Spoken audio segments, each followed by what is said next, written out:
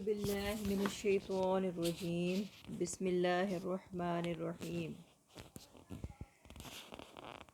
عبد المطلب یعنی نبی اکرم صلی اللہ علیہ وآلہ وسلم کے دادا ان کے والد ہاشم تھے۔ انہی سے نبی اکرم صلی اللہ علیہ وآلہ وسلم کا خاندان ہاشمی کہلایا۔ پچھلے ایپیسوڈ میں ہم نے سنا کہ ہاشم عبد مناف کے بیٹے اور قصی کے پوتے تھے۔ قصی کے اور بھی پوتے تھے لیکن ہاشم نے شہرت پائی، جس کی وجہ جو تھی وہ ان کا نظام اور ان کی ذہانت تھی۔ چاہے قیصر روم ہو یا حبشہ کا نجاشی ہو، سب سے انہوں نے یہ خط کتابت کر کے یہ فرمان حاصل کر لیا تھا کہ قریش سے کوئی ٹیکس نہیں لیا جائے گا جب وہ ان کے ملکوں میں سامان تجارت لے کر جائیں گے۔ یہ اپنے وقت کے بہت بڑے لیڈر مانے جاتے تھے۔ انہیں وادی بطحا کا سردار بھی کہا جاتا تھا۔ انہی کے بیٹے شیبہ یعنی عبد المطلب ہیں۔ نبی اکرم صلی اللہ علیہ وآلہ وسلم کے دادا کو ان کے چچا نے پالا پوسا۔ ان کے چچا کا نام مطلب تھا، جیسے پہلے بھی بتایا گیا تھا۔ یہ اپنے چچا کے پیار اور شفقت کے سائے میں جوان ہوئے۔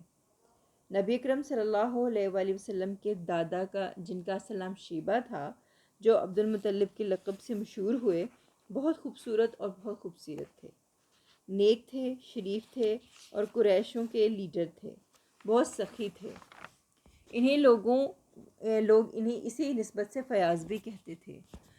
وہ انسانوں سے لے کر جانوروں، چڑیوں، چرند پرند سب کو کھانے پلانے میں آگے آگے رہتے تھے۔ جب ان کے چچا مطلب کا انتقال ہوا تو جو مناسب ان کے لیے تھے وہ عبد المطلب یعنی حضرت محمد صلی اللہ علیہ وآلہ وسلم کے دادا کو مل گئے، اور ساتھ ہی ساتھ یہ ٹریڈ منسٹر بھی چن لیے گئے۔ ان کو بھی اپنے چچا کی طرح بہت عزت ملی اور جو اعزاز ان کو حاصل تھا ان کو بھی حاصل ہوئے۔ لوگ ان کو دل سے چاہتے تھے۔ بیت اللہ کے تعلق سے عبد المطلب کے ساتھ دو اہم واقعات جڑے ہوئے ہیں۔ ایک ہے زمزم کے کنویں کی کھدائی کا واقعہ اور دوسرا ہے فیل کا۔ انہوں نے زمزم کا وہ کنواں جو بنو جرہم نے بند کر رکھا تھا، کسی کو بھی یاد نہیں تھا کہ وہ کنواں کہاں ہے، اس کو کھوج نکالا۔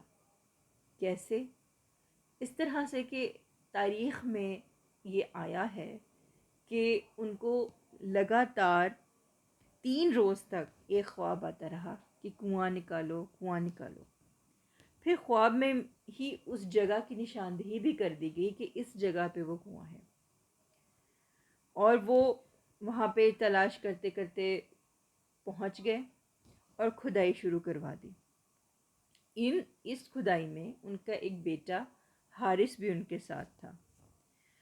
تو اس جو کنواں تھا اس میں کیا تھا کہ جو بنو جرہم تھے انہوں نے جو چیزیں ان میں ڈالی تھیں، وہ ان میں دفن کی تھیں، وہ ساری چیزیں جو تھیں، جو ہرن بھی تھے اس میں سونے کے اور بھی ساری جواہرات تھیں، وہ جو اس میں ڈال کر گئے تھے، تو وہ انہوں نے نکال لی، برآمد ہو گئی۔ جب زمزم کا کنواں نمودار ہوا تو قریش نے اب عبد المطلب سے جھگڑا شروع کر دیا اور یہ ڈیمانڈ کی کہ ہمیں بھی کھدائی میں شامل کیا جائے۔ کیونکہ لالچ تھا۔ انہوں نے کہا کہ میں ایسا نہیں کر سکتا، میں اس کام کے لیے سلیکٹ کیا گیا ہوں، کیونکہ ظاہر ہے اشارہ ان کو مل رہا تھا اور لگاتار 3 روز تک خواب آیا تھا، تو ان کو یہی تھا کہ یہ حکم میرے لیے ہے، تو انہوں نے یہ کام کرنا شروع کر دیا۔ اور انہوں نے پھر یہ بھی کہا کہ انہوں نے بار بار اصرار کیا، تو انہوں نے کہا کہ نہیں، یہ میں اس کام کے لیے مخصوص ہوں، میں ہی اس کنویں کو کھودوں گا۔ تو لیکن اصرار بہت بڑھتا گیا ان کی طرف سے، تو جھگڑا ختم کرنے کے لیے بنو سعد کی ایک کاہنہ عورت کا سلیکشن ہوا۔ اس وقت ایسا ہی ہوتا تھا، لوگ کاہنہ عورت کے پاس جاتے تھے کہ وہ جو بھی فیصلہ کرے گی اسے ماننا ہوتا تھا۔ یہ لوگ ابھی راستے میں ہی تھے کہ کاہنہ عورت کے پاس پہنچنے بھی نہیں پائے تھے کہ کچھ ایسے حالات ہوئے کہ جس سے قریش سمجھ گئے کہ زمزم کا جو کام ہے وہ قدرت سے ہی عبد المطلب کے لیے مخصوص ہوا ہے۔ اس موقع پر حضرت عبد المطلب نے منت مانگی تھی کہ اگر ان کے ہاں 10 بیٹے ہوئے اور سب کے سب جوان ہوئے تو وہ ایک لڑکے کو، ایک بیٹے کو کعبے کے پاس قربان کریں گے۔ اور دوسرا واقعہ ہاتھی والا تھا۔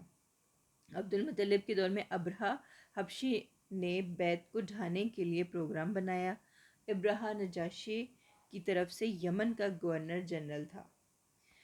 اس نے دیکھا کہ جو عرب میں ہیں وہ بیت اللہ کا حج کرتے ہیں، دیکھا دیکھی اس نے بھی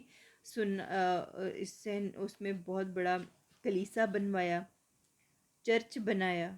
اس کی خواہش تھی کہ عرب کا جو لوگ حج کا رخ کرتے ہیں تو پھر جو ہے وہ اس طرف بھی آئیں گے۔ یہ خبر جو تھی بنو کنانہ کے ایک آدمی کو ہوئی تو اس نے اس کلیسا میں رفع حاجت کر ڈالی۔ ابرہہ کو بہت غصہ آیا۔ اس نے لشکر تیار کیے اور اس لشکر نے بیت اللہ پر چڑھائی کر دی۔ اس کے لشکر میں کچھ ہاتھی تھے، 9 یا 13، اسی لیے ان کو اصحاب الفیل کہا جاتا ہے۔ تو پھر ابرہہ نے فوجیوں کو حکم دیا کہ کعبہ سے جس طرح پہنچنے سے پہلے جو اہل تہامہ اور قریش کے مویشی جو تھے ان کو لوٹ لیا جائے۔ ان میں سردار عبد المطلب بھی تھے، ان کے وہ 2 اونٹ بھی اسی میں شامل تھے۔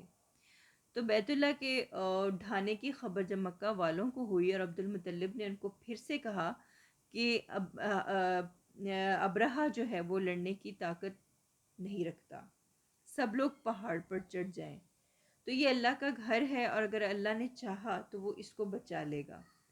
ادھر ابرہہ نے اپنا جو تھا سب قاصد بھجوایا کہ میری اہل مکہ کے ساتھ تو کوئی لڑائی نہیں، میں تو صرف بیت اللہ کو ڈھانے آیا ہوں۔ اور عبد المطلب جو اس وقت سردار تھے ان کو بلا بھیجا، اور عبد المطلب اس وقت وجیح اور شاندار شخص تھے کہ انہیں دیکھ کر ابرہہ بہت زیادہ متاثر ہوا کہ اپنے تخت سے اتر کر ان کے ساتھ ہی بیٹھ گیا۔ عبد المطلب نے ان سے کہا کہ آپ میرے اونٹ مجھے واپس کر دیں۔ تو ابرہہ نے کہا کہ تم اونٹوں کا مطالبہ کر رہے ہو، تو جو یہ گھر ہے آپ کا اور آپ کے دین کا مرکز ہے تو اس کی تو آپ نے کوئی بات نہیں کی جس کو میں ڈھانے آ رہا ہوں۔ تو انہوں نے کہا کہ میں اونٹوں کا مالک ہوں، اس لیے میں تم سے اونٹ طلب کر رہا ہوں، جو اس گھر کا مالک ہے وہ خود اس کی حفاظت کرے گا۔ ابرہہ نے کہا کہ اس کو تو مجھ سے کوئی نہیں بچا سکتا۔ عبد المطلب نے جواب دیا آپ جانے اور جس کا گھر ہے وہ جانے۔ عبد المطلب نے یہ بھی کہا کہ یہ اللہ کا گھر ہے اور آج تک اس پر کوئی مسلط نہیں ہو سکا۔ اور پھر اس کے بعد ابرہہ نے ان کے اونٹ واپس کر دیے۔ اہل مکہ سے اپنے بال بچوں کو لے کر اہل مکہ جو تھے وہ سب پہاڑ پر چڑھ گئے۔ عبد المطلب نے چند سرداروں کو ساتھ لیا اور پھر حرم میں اللہ سے بیت اللہ کی حفاظت کی دعائیں مانگنی شروع کر دیں۔ اللہ تعالیٰ نے لشکر مکہ میں داخل ہونے سے پہلے یعنی کہ جب وہ ابھی داخل بھی نہیں ہوئے تھے تو اللہ پاک نے پرندوں کے جھنڈ بھیجے۔